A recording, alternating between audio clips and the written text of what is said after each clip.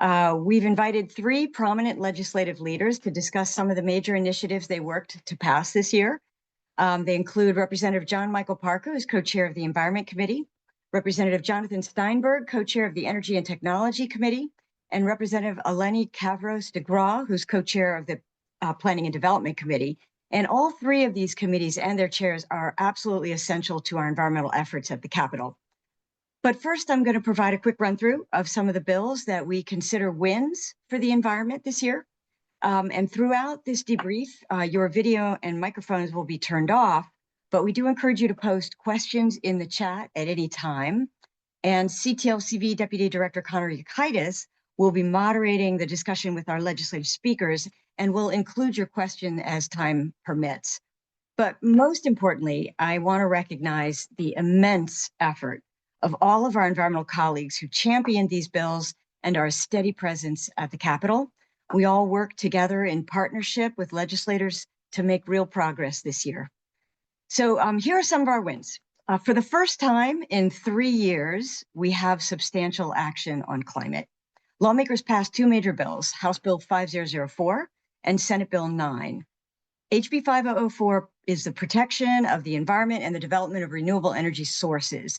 And that bill starts by setting a new target of net zero greenhouse gas emissions statewide by 2050.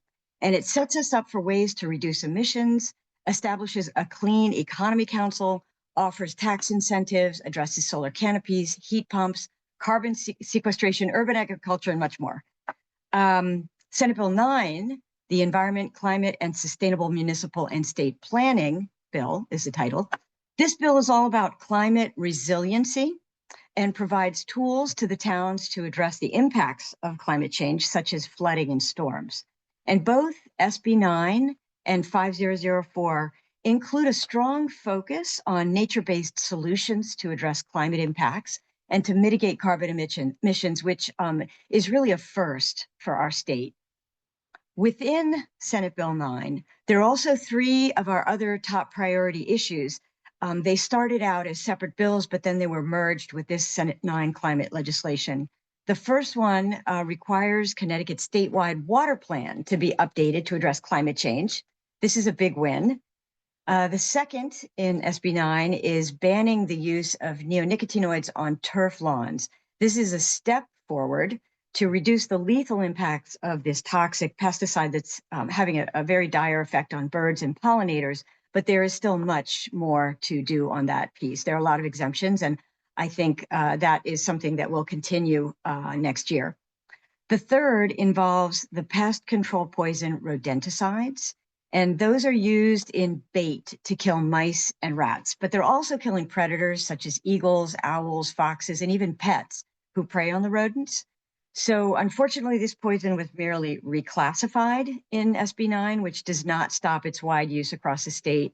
And it will continue killing our birds of prey until the poison is actually banned. So I think you'll see that coming back as well. Another bill related to climate that got most of the headlines this session was a big omnibus energy bill, Senate Bill 4. And this bill sought to reduce electric rates and to overhaul our state's energy policies. These were, there were intense negotiations on this bill around clean energy and efficiency programs, as well as the role of PURA, our state's premier energy regulator. So you're going to be hearing much more about all 3 of these climate-related bills from our legislators in a few minutes. An important win for water and river habitat was House Bill 7174 that will begin the process to protect riparian areas. And those are the vegetated areas that buffer our rivers and lakes, and they're essential for water quality and habitat. So that was a great win. And furthermore, inland wetlands legislation was passed as part of HB 6957 to require training for all inland wetland commissioners. And that's important because they need the basic training to help make informed land use decisions that will impact their towns and our state's environment. In the area of land preservation, the state budget includes an increase for the community investment account, which is a central funding source for our state's open space and farmland preservation programs. The bond package also restores funding for OSWA, the Open Space and Watershed Land Acquisition Program, And additional legislation was also passed specifically to support farmers and farmland. And those are bills 1497 and 5064. And then another big win for land use planning was House Resolution 67, and that requires an update of our state plan of conservation and development. And that, like the state water plan, puts a major focus on climate for the first time. And this plan is just woefully out of date. So it's really important that is one of the bills that passed this year and puts that in motion. And lastly, on planning, the Transit-Oriented Communities Initiative, it's also known as Work, Live, Ride, passed as part of the Affordable Housing Bill, HB 5002. And while there are mixed feelings about the underlying bill, the Work, Live, Ride program is intended to reduce sprawl and incentivize concentrating development around transportation hubs. So we were very strong supporters of that particular initiative. There are a number of other wins to celebrate that are listed on our watch list. We've had a watch list on our website all session that we've kept updated with all of the bills that we were tracking, which changed repeatedly. And I can see that Gracie has sort of popped up the watch list. You could see that it's organized now with some of the wins. And if you scroll down, you'll see the bills that we had worked very hard to modify. And then below that, we have some unfinished business. So back to the second part of that, it is really important to know that so much of the work this session was about stopping really bad environmental bills. And I'm happy to report that bills to weaken our environmental laws were either defeated or amended. But three in particular are worth highlighting because they keep coming back. One is House Bill 6249, and that would have limited the ability for the public to appeal decisions under our state's most central environmental law, the Connecticut Environmental Protection Act. I'm glad to see that did not go this session, did not pass. Senate Bill 887 would have exempted cookware from the new state law that eliminates PFAS chemicals from certain consumer products. That happened early on in the session, and that was a pretty big fight to make sure that the industry was not able to get an exemption. And so the third was Senate Bill 1523, and that bill originally sought to establish a bear hunting season. So none of those passed. There are, again, other bills that we had to work to defeat, but I think we ended up in pretty good shape. I think it's very optimistically called on the last section, the unfinished business. But I think that because they are going to be back, there's going to be more opportunities to have those as wins. But I think also chief among them would be to pass legislation that would address our waste crisis.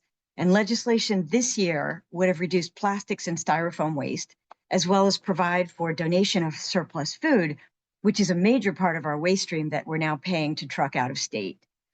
So House Bill 6917 did pass the House, but unfortunately it did not get through the Senate before CNEDA.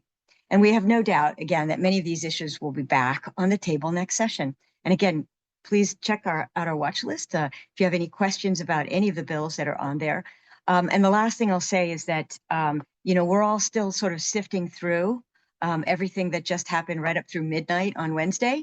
And so I'm sure that some new things that I've missed and other things that might be slightly different, but we'll certainly be updating everyone with more complete descriptions of all these bills, not too long from now, and certainly in our scorecard when that comes out. So now I'm going to turn it over to Connor Yukaitis, Deputy Director, to introduce our special guest speakers. He's been working at CTLCV since 2019, and he's been a tremendous advocate at the Capitol this session. Go ahead, Connor. Thank you so much, Lori. Great to see you all here today. Thanks for joining us. I know it's been a very busy week, a lot of late nights, but proud to introduce our first speaker, Representative John Michael Parker. Representative Parker was elected in November 2020 to represent the 101st House District, which includes Madison and Durham. Now he's in his third term. He's currently serving as the co-chair of the Environment Committee and as a member of the Education and Public Health Committees. John Michael is a Madison native and is a graduate of Yale University. He's previously an elementary and middle school teacher, and he was also a driving force in the passage of HB 504. So Rep. Parker, thank you so much for joining us. We appreciate you taking the time. Thanks, Connor. Yeah, I don't know where you want to start in terms of just giving an overview of, kind of your experience this session and some of the key bills that we were able to get across the finish line. Happy to. Um, I think first I just want to say thank you to you and to Lori and to so many other advocates and supporters that I know in this group. I got to take a quick look through the participant list before, and there are too many names for me to even begin to try to recognize of people that were vital to our team effort this year. Um, I think that I feel proud about where we ended at 12 a.m. A day ago or 2 days ago, whatever it was. Um, I and I've been grateful to speak with this group throughout the last couple months of serving as chair of the environment committee. It's been a real honor to be in that role. And this group and the people that are here have been so helpful in figuring out our agenda and developing it and then passing so much of it through. I think we came into this session feeling like we were excited to get some big wins on the environment this year. And as we're going to hear from our E&T colleague, and I know Rep. Kavros DeGraw has also been a collaborator here, the opportunity to collaborate across committees and to get different constituencies together has been vital. And really to look back at work that's been ongoing in the legislature for a number of years and to see what we want to pull across the finish line this year and what else we could add on to that. Those are sort of the things that influenced what we came into. And we set out my chief priorities were to pass 5004 and SB 9. And as you heard from Lori, a little bit about those bills, we got those through. I think that was a huge win. I think not just for what's in those bills, for what it demonstrates that we can pass these signature climate bills. Now, to be clear, there's been, I think, actually a lot of climate progress in the past couple of years, sometimes maybe tucked in other ways. What this year was about was embracing those climate bills on their face and to be able to get those through, honestly, even from more of a messaging standpoint, to not say we have to sneak it into this or mask it as that, but 5004 with climate and SB 9 with resiliency right in the titles. We owned that and brought people along. I think that was important to sort of reset that messaging and that tone in the legislature. We got there by compromising, by working with folks, by finding different issues that people in different caucuses and different parties wanted to see happen and sticking by our word and getting everything through that we said we would. And so I think that was really the key to our success. So much, Lori touched on a lot of bills that we were very excited about. I think one thing that I would just lift up that we didn't hear was the $15 million in bonding for sustainable materials management for the SMM grant. That was a number that was passed a couple of years ago, was authorized, deep worked on, made a lot of impact, and there was no money left in that fund. You heard about the waste bill 6917 that at one point had attempted to get another funding source for that through an assessment on waste processed out of state and diversion or kind of taking out of the general fund, putting back into this dedicated account the fee that's already being assessed to waste process in state. Together, that would have raised $1, $2, $3 million a year. We didn't get that passed for a couple of other reasons, but when we found that there was an opportunity through bonding, which I think is a fair argument, to get that number up to 15 million, I mean, that was a huge, huge win. So we're very excited about that and looking forward to the opportunity for policy innovation in that grant and the programs that DEEP can work with. And I think a lot of people in this group have been a part of those projects as well. So certainly more to do as always. A couple of heartbreaks there at the end, getting 6917, which brought in the polystyrene working group and the food donation policy. Having that not make it onto the Senate consent calendar was a bummer, but all things considered, I think we made a lot of progress, and I'm very grateful for the group here and letting us get there. So happy to take any questions that you or others have, Connor, but let me pause there for a second. Yeah, sure. Thank you so much for that overview. This was your first session as co-chair of the Environment Committee, and just curious, were there any big challenges adjusting to this new role? What surprised you the most? Were there things that were helpful or maybe problematic, as you worked to grew into that role? I'd say Chairman Steinberg had me set up quite well, and I'm watching him on the Public Health Committee, and again to serve as vice chair under Chair McCarthy Vahey on Public Health last year.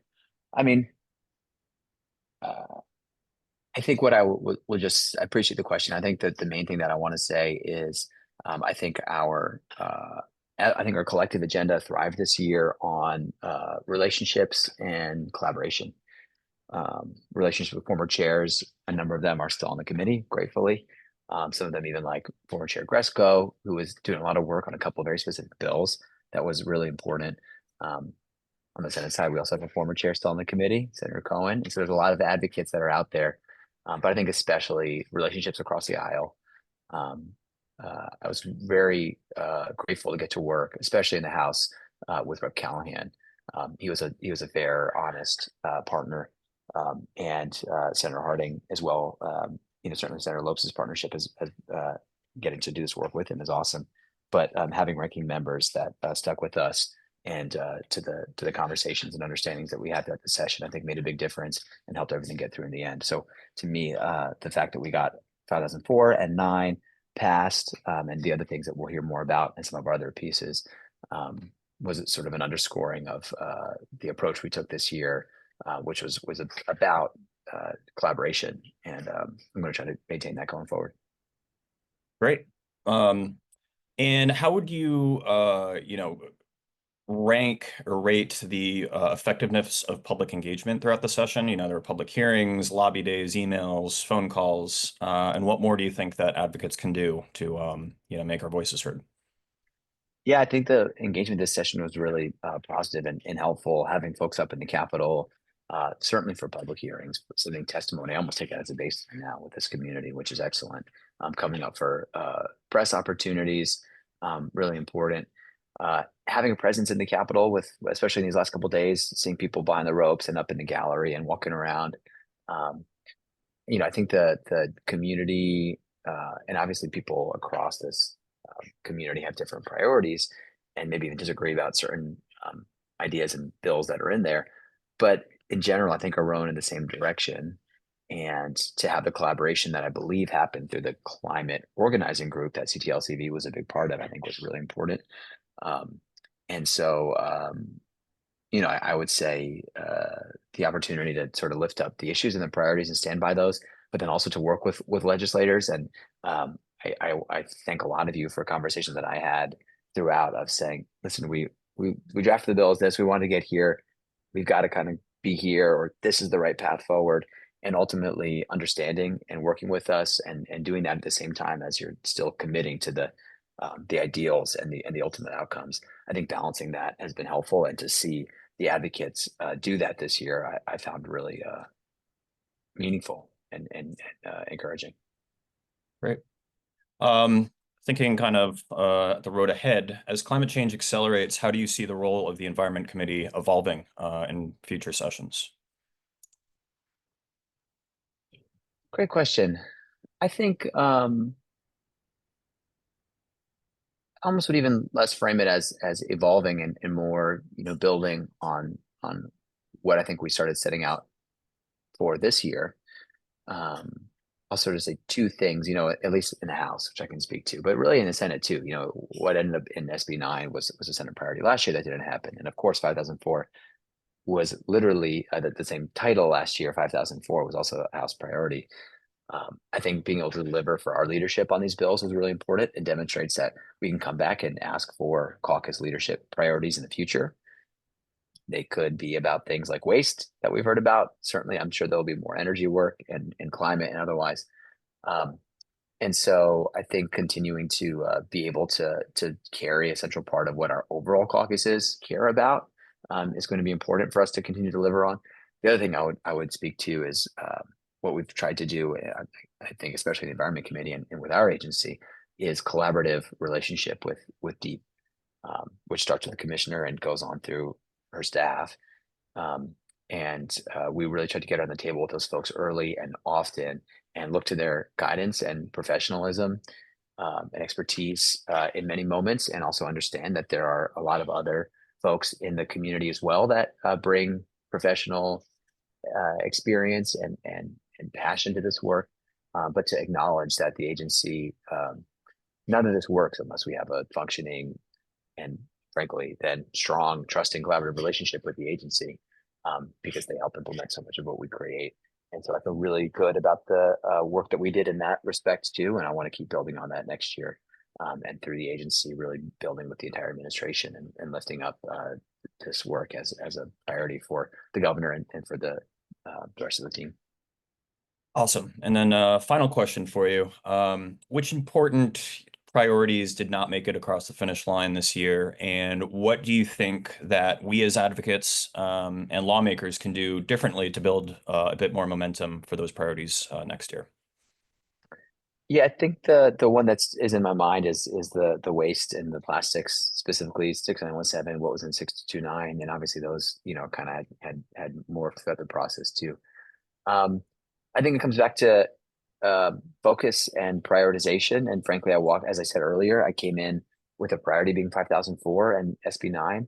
I didn't even mention the release space, which was many years in the making, but that was a priority as well. That happened a little bit earlier. But all that said, I think if there's a future in which we can prioritize and say number one on that list is waste or plastics, or however we want to frame that issue, and getting the team together on that and coalescing, I think there'll be a better chance for it to come through.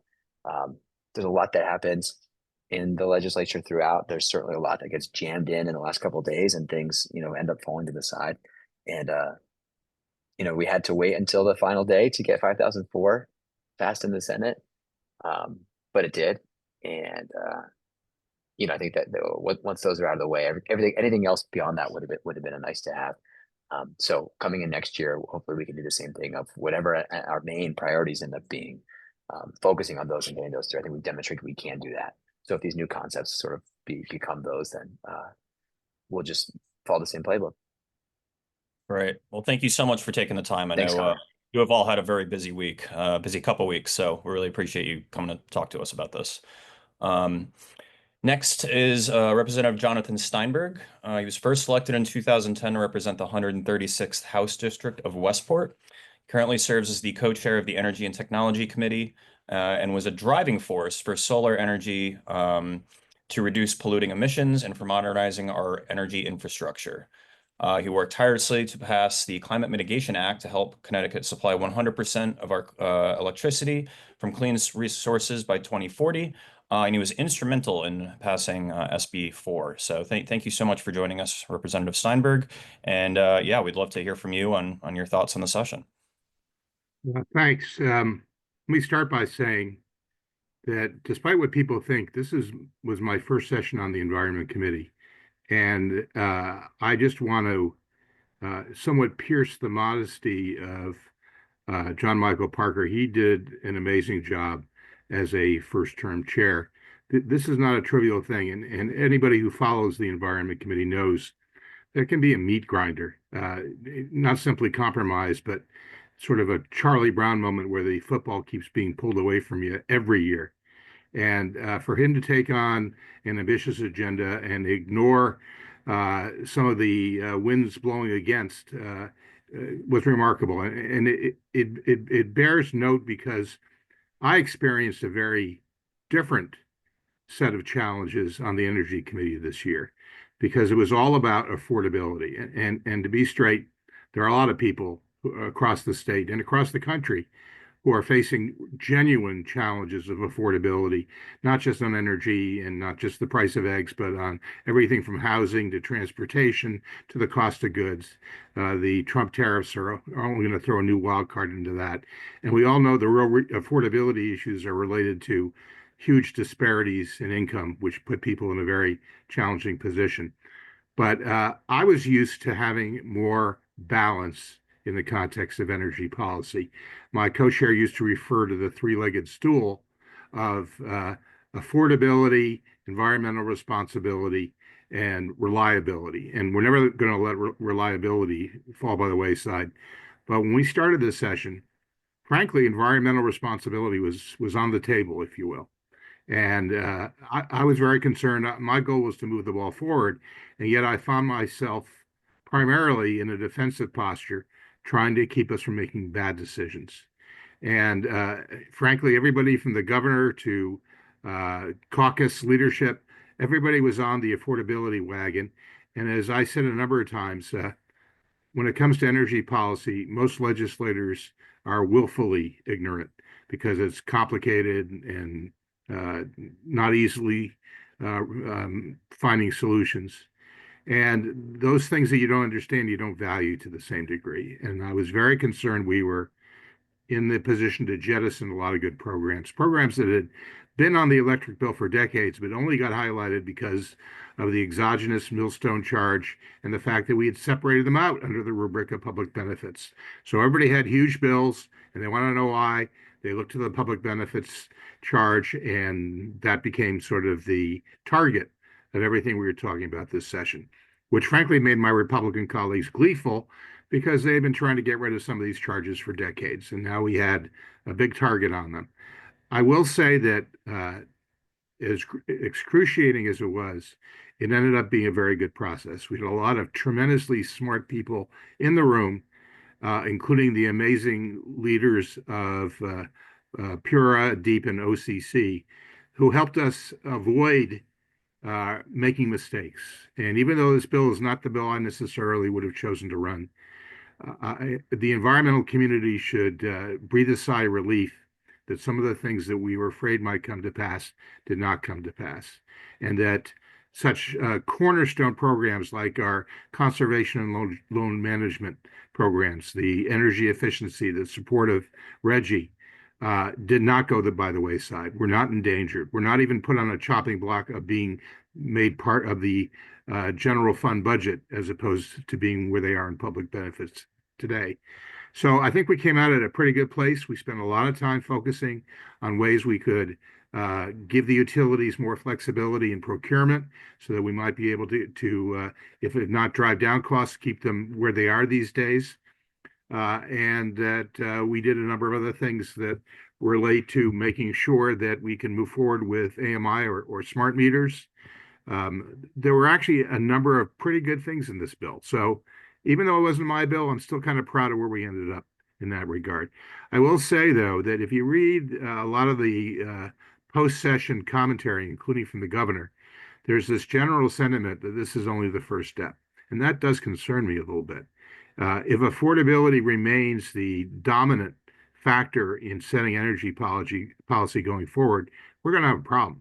Not only those programs that survived this year, maybe be on the chopping block next year, but it will keep us from making sound strategic investments in our future, particularly with infrastructure, which, by the way, cost a fair bit of money, and ratepayers will have to pay their share of that. But if we wait for a propitious moment in which we can make these expenditures, it will likely be too late. Because as you know, most of the large capital investments we're talking about to upgrade the grid or to expand our transmission network require large sums of money and a lot of time. So, we may not be in crisis today on supply. We may not have real issues of reliability, but we need to be making those investments going forward. And I view that as my challenge in the next year or two, is to get us back on track, to remind people that balance is very important and environmental responsibility cannot be sacrificed. And that, unfortunately, ratepayers are going to have to pick up their share of moving forward with investing in our energy future that, frankly, we don't really have a choice about. So, in summary, everything in this was packed into SB4. It came out as a pretty good outcome, and I would just suggest everybody who involved with Connecticut League of Conservation Voters, we're going to need to stay focused and vigilant in the coming years to make sure we're making good decisions and that affordability doesn't crowd out other good considerations. Great. And we had a couple questions in the chat regarding SB4. Could you talk a little bit more about the thermal energy network component of the bill, as well as there was a question about net metering? Wondering if you could just talk a little bit more about the net metering Sure. discussions. The thermal network piece was frankly a bit watered down from where we started. And most importantly, we were unable to secure funding for some of the aspects of the program. So it included the euphemism we often used within available appropriations, which often means there are no available appropriations. But I spent a lot of my time trying to keep this section in the bill. A number of legislators put in a lot of good work on it, including freshman legislator Representative Steve Winter. It was something that was important to me. We talk about an all of the above strategy, which encompasses fossil fuels, but things like fuel cells, hydrogen, uh, thermal networks are also part of all of the above, and we need to have more experience with them in the right context. There's a very significant thermal program going on in Massachusetts, and rather than just watching it from afar, we thought it was important at least to put a stake in the ground and say this is something we want to do as well. There is one project in Bridgeport which would be a good example for us. It has been troubled by financing issues. I'm hoping this bill will give them a little confidence that they can go forward. I think we need to come back to thermal networking again next year, ideally finding the funding, which is a challenge in the second year of the budget. But at least it's still in there. At least we're making that commitment, and I'm hopeful we'll move forward. With regard to net metering, I'm not exactly sure what the question is about. One of the things I had said at the beginning of the session was that I was disinclined to consider any solar legislation this year because we had tasked Pura with coming back to us with an analysis and report early next year so that we could start considering a successor program to our existing solar incentives, NRES, RES, and SCEF.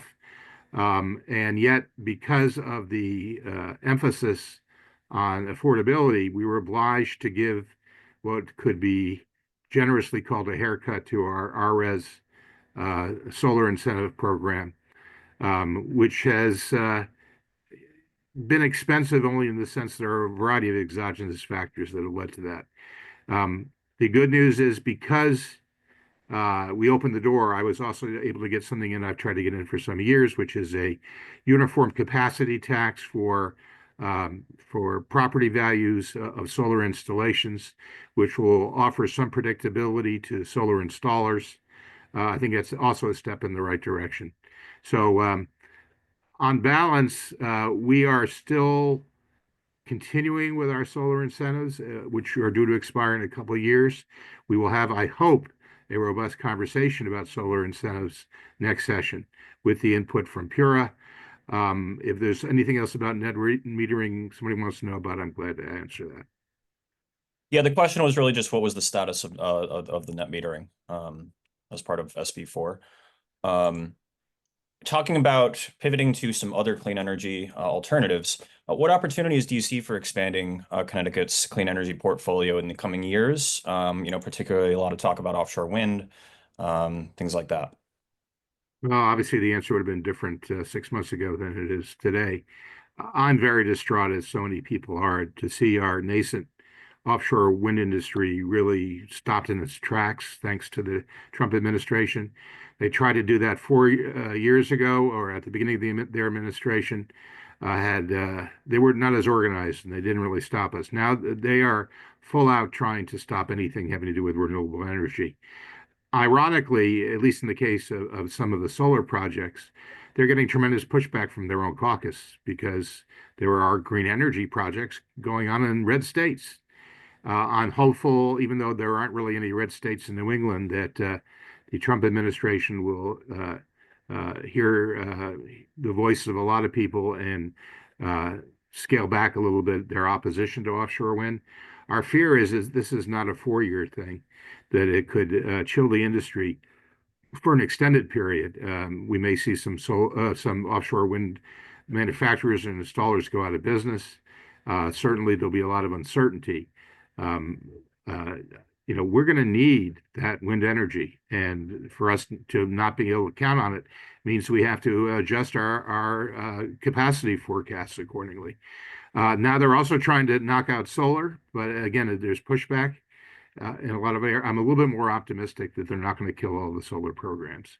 It just goes to show that even though no one state can address climate change, Connecticut has its role to play.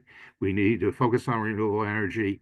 The other major initiative that is important to me that relates to that is really expanding storage. Battery storage is, at least lithium battery storage, has got a bad name, but there's a lot of technological innovation there. The price of installing grid scale storage is dropped by 2/3 and is now becoming much more affordable. We need to encourage more projects and do more retrofitting, even in residential settings, to include storage as part of the puzzle. It helps us shave the demand peaks and will also give us greater resiliency in storms and other circumstances. I'd like to think that we will dabble more with storage in the future to make the intermittent renewable sources more effective and valued in the broader context of our capacity market. Thank you very much, Representative Steinberg, and for all of the hard work. I mean, yeah, energy policy is quite the beast to learn. So One last comment, though. I've given a shout out to Representative John Michael Parker. Before she gets a chance to talk, I want to do the same for Representative Eleni Kavros DeGraw. What a pleasure it has been to work with her. We had quite a team on the Public Health Committee back in the day, and I'm just amazed at these incredibly strong leaders and chairs that we now have. This is not a given. We've got talent in our caucus, and she put up with a lot this session, and we are still waiting the outcome on 5002, which there are people rooting all over the place on both sides, or maybe 3 or 4 sides. But to persevere, she has to get Live, Work, Ride through. Amazing accomplishment. I am in awe of these new chairs and well, she's not as new, and the work that they've done and will continue to do. Everybody in Connecticut should be proud to have these two looking out for their interests. That's a perfect introduction. Representative Eleni Kavros DeGraw represents the 17th House District that includes Avon and Canton. In her role as chair of the Planning and Development Committee, Representative DeGraw is having a significant impact on Connecticut's climate and sustainability efforts. She was instrumental in advancing the State Plan of Conservation and Development that puts a major focus on climate and was able to pass legislation this year to promote transit-oriented communities. Also known as Work, Live, Ride, this legislation will help reduce sprawl and incentivize development around transportation to reduce traffic and emissions. Her leadership on climate initiatives and community engagement demonstrates a strong commitment to advancing clean energy and conservation, both in her district and across the state. Thank you so much for being here. Thank you for having me. And to Rep. Steinberg's kind words, I have to say, if Rep. Parker and I are good chairs, it's because we've had really good examples also. And it has been an absolute pleasure to be able to work with Representative Steinberg over the years. I can remember when I came to my first Connecticut League of Conservation Voters legislative, the pre-legislative session event, and I cornered Representative Steinberg at the time as I was getting ready to run for office at the first time, and he was very generous with his time.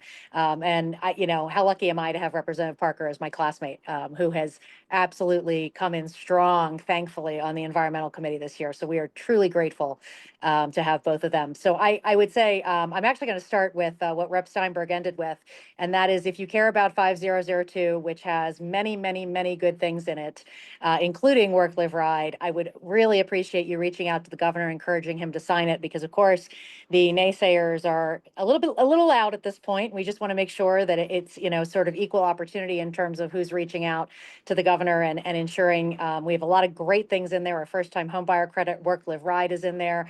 There is a parking limit in there in terms of it's actually the most significant parking reform east of the Rockies, I am told. And that's important because, as you know, we have a lot of giant parking lots. We have a lot of places that had more parking than they needed, which isn't great for our environment. And so we're hoping that a lot of these, all this effort that we put into these bills, all of which had a public hearing, I might add, there's a lot of misinformation out there. And so if anybody has any questions about it, I am happy to answer those, because unfortunately the misinformation voices are really loud. And I know people had challenges with the fair share portion of the bill, but other than asking you to plan to build units, there's no fair share police. So I think it's important for towns to know and understand that, because we really do have to move forward with housing.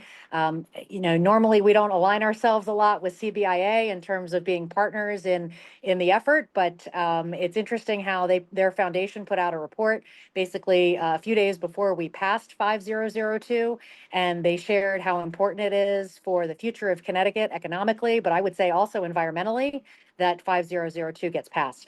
We had a lot of wins for the environment on planning and development. As you mentioned, the state plan of conservation and development. This was the first time in years, I think almost a decade, that the plan was actually passed on time. In the past, we've had challenges with our Republican colleagues kind of fighting it. And I actually had expected to have a longer conversation about climate change isn't real, et cetera, because I was hearing that was going to be part of it. We also had what I think would have been considered as DEI in the state plan of conservation and development, but we were able to get it through the House and the Senate, no problem. And then just the other day, we passed sort of companion pieces to the state plan regarding what were priority funding areas. So that was a big win. I hope that you also saw that in sort of what we were calling we don't really have aircraft carriers in planning and development, but what we call our little party boat. We finally passed the inland wetlands training for all commissioners, not just for the chair of the commission. So that's a good win, I think, that we had this year as well. And weirdly, I know solar is usually Rep. Steinberg's area, but we did have a condo solar bill that has finally passed after, I think, 3 or 4 years. I feel like I've been running this bill for my entire life, but it was a priority previously of Representative Curry. This year it was a priority for Rep. Biggins, and we did finally get that over the finish line as well. So people in condominiums will be able to have solar as long as they don't have shared roofs. That means that they don't share any common horizontal or vertical elements. Yeah, I think considering we had a pretty successful session, even though we had a lot of resistance at every turn, I would say. How are the housing and planning and development committees working to balance the need for more affordable housing with environmental protections and smart land use? Just wondering if you could speak to some of the challenges. Yeah. I mean, I think that, number one, I'm happy to see that the Housing Committee is still really focused on environmental justice in terms of making sure that we're not overburdening some communities at the cost of other communities. I think that, we have 169 municipalities, and they all really need to take their turn at providing some affordable housing. Are there areas where maybe we don't have sewer yet? Are there areas where we can't build because it's wetlands or protected land? Of course. But I think that that's part of this smart planning that we often talk about. If we had planned more smartly, if we had had better zoning, frankly, we wouldn't have had to protect as much, because, we would have already had common sense and really kept areas, that shouldn't have been developed, underdeveloped. It was interesting during the debate on 5002, Greenwich brought up the fact that they have wetlands near their train stations. And I had to point out, well, we're not saying that you have to put it right next to the train station, but you do have 4 separate train stations. So you could help us avoid all of this sprawl by putting more, dense housing near-ish to the train station, but not where you're going to interfere with wetlands. So I think that we're going to continue to work together to make sure that we are still preserving open space. I like initially in Work, Live, Ride, we had a piece about preserving open space, but people got confused. And I think it sounded like we were trying to take away open space. So we ended up pulling that piece out. But what they were trying to say was that we weren't going to prevent anyone from having open space provided for within those transit-oriented districts. They can still absolutely have open space within them. It's just that we didn't spell it out because it seemed to be too confusing for folks. So I think that whether it's Rep. Felipe or I think that the Planning and Development and Housing Committees will continue to work together to ensure that we really have, thoughtful planning, thoughtful development, so that we're in a really good place as we move forward. Apologies, my dog is shouting at the not bear husband coming through the gate. Yeah, great. How, just kind of going back to the zoning regulations, how do you envision zoning regulations to be updated that would allow for, middle housing, but also determine what is allowed to protect public health and safety? And do you see a difference between this and, a special permit or overlay zone? Well, so we talked a lot this year about and last year about as of right. And I think that people think that that means that, well, we do it as of right, then they're never going to see the Inland Wetlands Committee. There's never going to be a public hearing. When in reality, yes, it is approved, as they say, at the desk, a plan, but you still have to go through all of those conversations. And instead of having many, many public hearings, yes, you will have fewer public hearings. But I would remind everyone that 91% of Connecticut is single family homes as of right. So it's kind of ironic that we have a problem with making these smaller, infill communities or having middle housing, yet we had no problem with saying, oh, 91% of the housing in Connecticut will be single family as of right. And we don't care how big you build it, and we don't care how much land you take up. So I think that, some of what we really need to do is talking about that commercial piece. We did have a commercial to residential middle housing piece in 5002. And I think that's really important because I'll give you an example in Avon. Right now, we have right across from sort of our town center where Whole Foods is, we have an industrial park, where at the very beginning of that industrial park, there is a former office building that is going to be converted to affordable housing. There will be another additional building, but the company that is developing it is really committed to doing the right environmental thing by having that conversion. So I think that we have to make better use of what may have already been built. And while it may be a little bit more expensive in some cases we can still make it work so that we're not just building new everywhere and making really bad choices. So my hope is that whether we're encouraging this middle housing or we're encouraging commercial conversion, those sorts of things, I think that's where we find, some good zoning changes. I think the governor would refer to them as growth zones. He had put, that was also in 5002, his bill about sort of letting the towns take the lead on where they want their housing to be. I don't think anybody wants to force towns to build, but what we are saying is, if you choose not to, we may have to give you a little gentle, push in that direction of smart growth housing. Gotcha. What was the motivation behind the environmental justice provision in the amended HB 7004? Talk a little Oh, bit. gosh. So I have to tell you that was actually a deal with the Republicans. And I believe that bill will be vetoed by the governor. It's unfortunate, but I think that was really geared at one very specific community that is trying to put in an additional recycling plant. And it was a deal made for, frankly, less debate time on 5002. So we did pass it. I thought, rather ironically, since I get a lecture every year from the proponent that we not use dummy bills. But it is going to, the governor has said that he will veto it. So I have to say that I think I'm grateful for that, because we do need that recycling plant. And the only reason that it was targeted at environmental justice communities is because that community happens to be an environmental justice community. So that's the God's honest truth. Is 5002 the only bill? Whoops, I lost that in the chat. Sorry about that. That's Is okay. 5002 the only bill that addresses commercial to residential housing conversions? There was one other bill from Senator Rahman, and that did also pass both houses. That one's a little bit different. It's more about I think it sort of solidifies that towns have the right to do what they had the right to do in terms of converting commercial, but it asks that the owner of the commercial property verify that it has either been empty for a year or that it has had 50% occupancy for a year. It's not dissimilar for what we did with the nursing home conversions. Again, last year I had gone to Representative Rojas and I said, we have these nursing homes that can't be reopened because they lost their certification. And so we know that they already have sewer, we know they already have parking, we know they already have, had occupancy of people living there. What about if we came up with some language to convert those kind of as of right, because they're already zoned for middle housing? And so we actually worked with CCM on that piece last year, and that was able to be converted. So the commercial conversion, the secondary commercial conversion bill that Senator Rahman had is very similar to that. Great. Well, thank you so much for all of your hard work and taking the time and everything to be here with us today. I'm sure we could spend hours talking about that, but And please reach out to the governor. Please ask him to sign 5002. I'm begging you. Great. Well, thank you so much. Thank you to all of the lawmakers on this call, not even who are just speaking.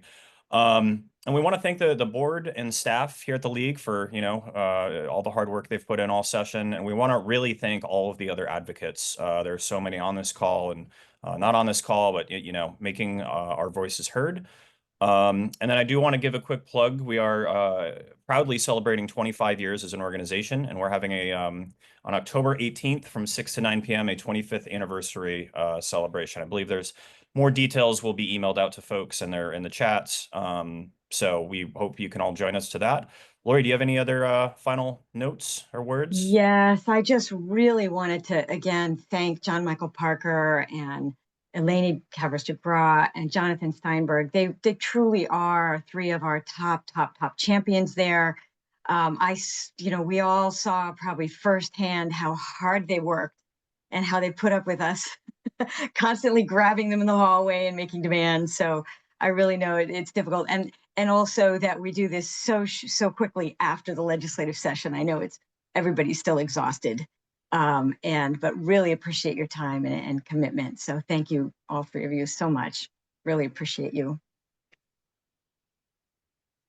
Excellent. Well, I think that's all we have, and we hope everyone has a wonderful weekend.